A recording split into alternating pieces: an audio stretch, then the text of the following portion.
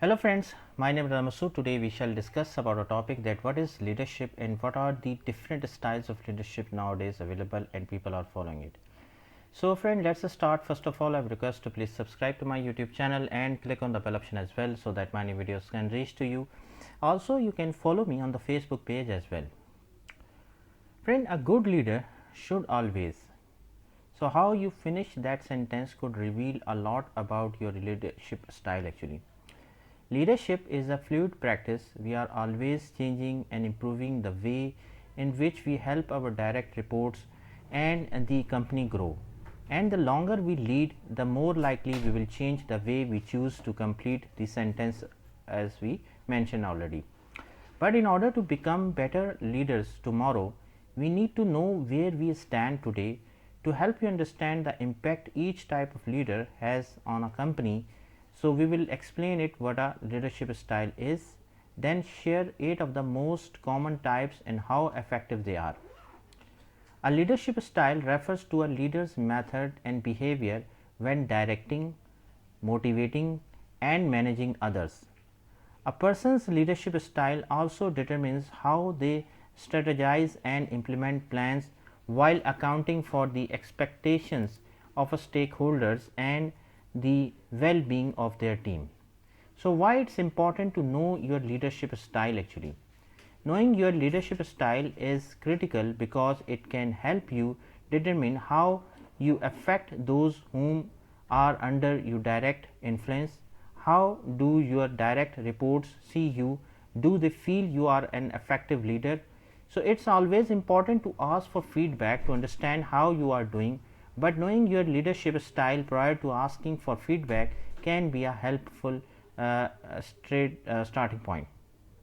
That is why when you receive junior employees' thoughts, you can automatically decide which new leadership style would be best and adopt these styles characteristics in your day-to-day management duties. Knowing your leadership style may also remove the need for getting feedback. Each leadership style has its pitfalls, allowing you to proactively remediate areas of improvement. So, this is critical because some employees might hesitate to speak up even in an anonymous survey. So, first one is the democratic leadership style. Commonly, it is very effective. Democratic leadership style is exactly what it sounds like. The leader makes decisions based on the input of each team member. Although he or she makes the final call, each employee has an equal say on a project's direction. Democratic leadership is one of the most effective leadership styles because it allows low-level employees to exercise authority they will need to use wisely in future positions they might hold. It also resembles how decisions can be made in company board meetings. For example, in a company board meeting, a democratic leader might give the team a few decision related options. They could then open a discussion about each option. After a discussion, this leader might take the board's thoughts and feedback into consideration, or they might open this decision up to a vote. Next one is the autocratic leadership. Autocratic leadership is the inverse of democratic leadership style. In this leadership style, the leader makes decisions without taking input from anyone who reports to them.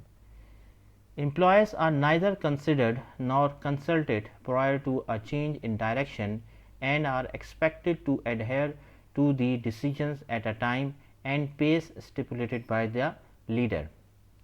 An example of this could be when a manager changes the hours of work shift for multiple employees without consulting anyone, especially the affected employees. Frankly, this leadership style stinks. Most organizations today can't sustain such a culture without losing employees. It's best to keep leadership more open to the intellect and perspective of the rest of the team. Laissez-faire leadership. So, if you remember your high school French, you will accurately assume that laissez-faire leadership is the least intrusive form of leadership. The French term laissez-faire literally translates to let them do, and leaders who embrace it afford nearly all authority to their employees. In a young startup, for example, you might use a laissez-faire company founder who makes no major office policies around work hours or deadline. They might put full trust into their employees while they focus on the overall workings or running the company.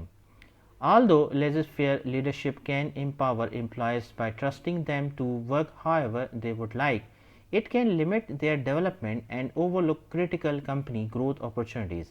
Therefore, it is important that this leadership style is kept in check.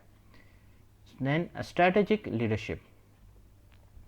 Strategic leadership sits at the intersection between a company's main operations and its growth opportunities.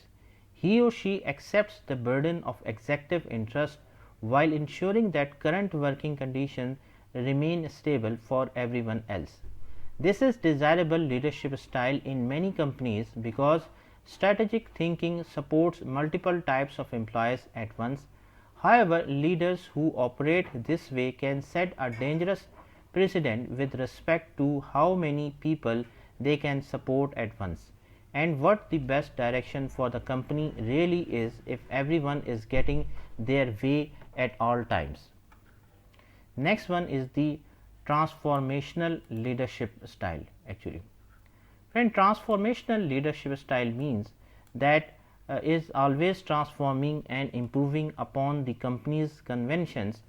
Employees might have a basic set of tasks and goals that they complete every week or month, but the leader is constantly pushing them outside of their comfort zone. When starting a job with this type of leader, all employees might get a list of goals to reach as well as deadlines for reaching them. While the goals might seem simple at first, this manager might pick up the pace of deadlines or give you more and more challenging goals as you grow with the company. This is highly encouraged form of leadership among growth minded companies because it motivates employees to see what they are capable of, but transformational leaders can risk losing sight of everyone's individual learning curves if direct reports don't receive the right coaching to guide them through new responsibilities. Next one is transactional leadership. Transactional leaders are fairly common today. These managers reward their employees for precisely the work they do. A marketing team that receives a scheduled bonus for helping generate a certain number of leads by the end of the quarter is a common example of transactional leadership. When starting a job with a transactional boss, you might receive an incentive plan that motivates you to quickly master your regular job duties. For example, if you work in marketing, you might receive a bonus for sending 10 marketing emails. On the other hand, a transformational leader might only offer you a bonus if your work results in a large number of newsletter subscriptions.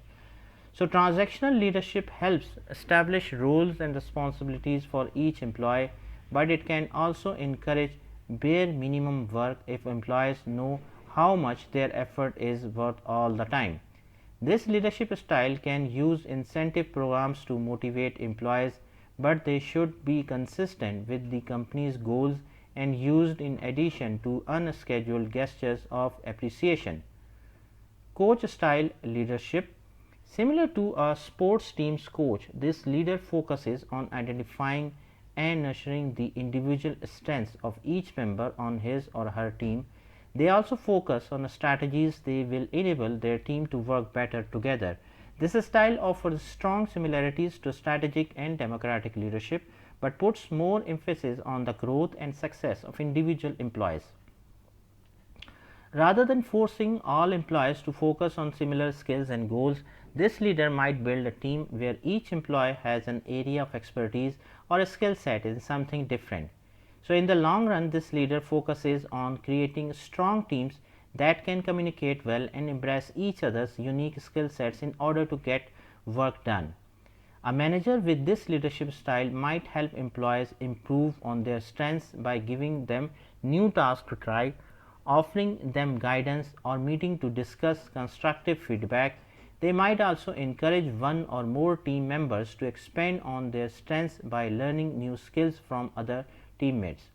Bureaucratic leadership.